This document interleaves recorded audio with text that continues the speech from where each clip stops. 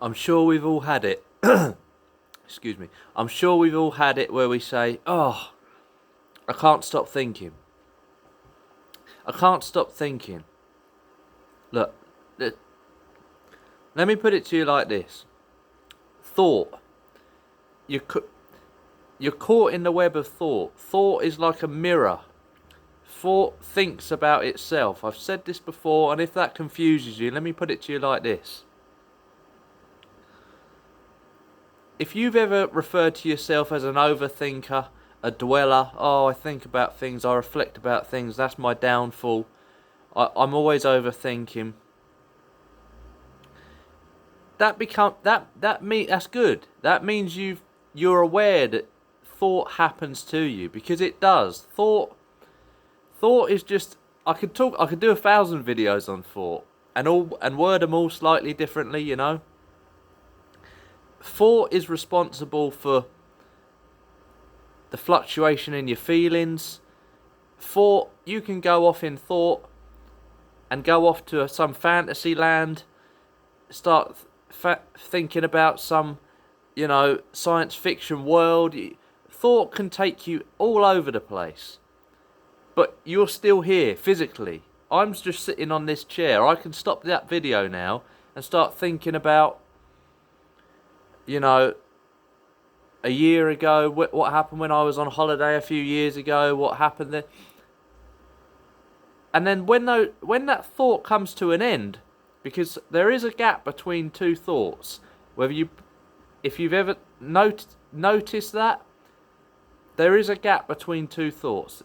It does happen. I'm telling you. Don't believe me. See it for yourself. And I'm sitting here. I'm still here in this chair, but in my thoughts, I've just been to the moon and back. You understand what I'm saying? Thought will take you everywhere, and by thinking, it will change your emotions. It will change your feelings. Again, if I sit here on this chair,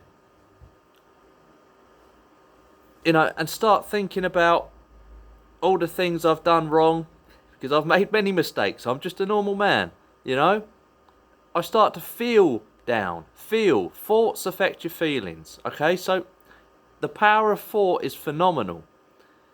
So again, let's take it back to what I began this video with. If you've ever referred to yourself as an overthinker,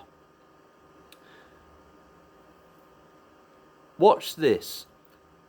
I'm at work now, Let's say you're at work and you've got a task at hand.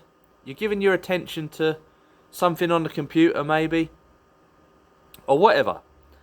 And then you start thinking about what you've got to do after work, for example. Okay? You start thinking about it, but you're aware that you're thinking about, I've got to do this, I must get to the shop, I must not forget to do that after work. You start thinking about that. You become aware of it. And then, this is where you're caught in the trap. So you become aware that you're thinking about your duties after work. Then, you start thinking that you need to stop thinking. Okay? So then, all you're doing is constantly thinking, I need to stop thinking. And you carry on thinking that. Do you understand? Thought is fascinating, how it binds you in a web. You see? So now you're at work thinking that you need to stop thinking, and you're still that's still taking your attention away from the job physically at hand. Do you understand? And if you've watched any of my videos or you're into meditation, you can quite easily again then start thinking. You've heard me speaking about being aware. You can then continue be obsessed. You can then start thinking, I need to be aware, and start thinking about being aware, and constantly think about being aware. Do you understand what I'm saying? It's crazy. Thought is the most fascinating thing ever. I've said it a million times. So if you see the truth of this, what I'm saying here, when you simply become aware of thoughts operating within you, within your mind. You are your mind, but within you. When you simply become aware of thoughts happening to you, that's it. You're free. It's not become aware and then start thinking, oh yeah, but I need to stop. I need to stop. You know, because it's very easy to become aware of thought and start thinking that you need to do something to stop thinking. Just be aware that thoughts are happening. Again, I've said it in a previous video. Just the trouble is, if I tell you to do something, you're going to think it's a method. There's no method. Just be aware. That is it. So, can you be totally aware of your senses? Can there be total sensory awareness? I'll ask this question a million times. Go about your daily life. When you watch this video, go about your daily life and see, can there be total sensory awareness without thought interrupting? Can you be totally aware of the world around you without your thoughts interrupting?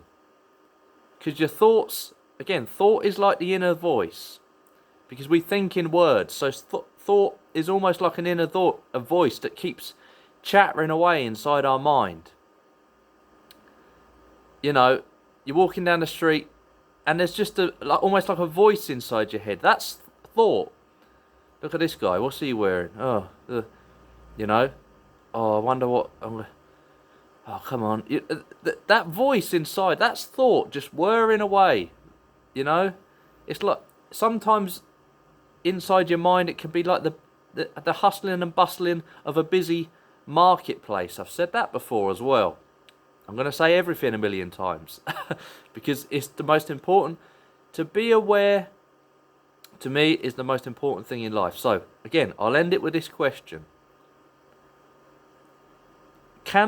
As you go about your daily life, can there be total sensory perception? Or in other words, can there be total sensory awareness? Can you be totally aware? And you'll see, in that awareness, thought may well come, like a wave in the ocean. Thought may well come along, but it kind of just washes away. It doesn't take you over, so to speak. Thought just comes and goes. You'll see it, like standing on a platform at a train station, which I've been doing a lot lately because I've got a new job and I have to get the train every day. So thoughts would just come and go like the trains that go past the platform, you know.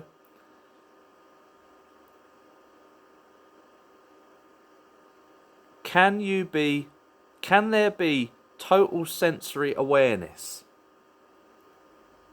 Live your life and see.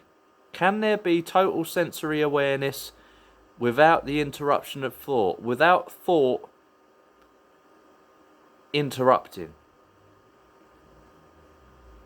Just live your life and see. That is the answer. You know? All the best. Take care.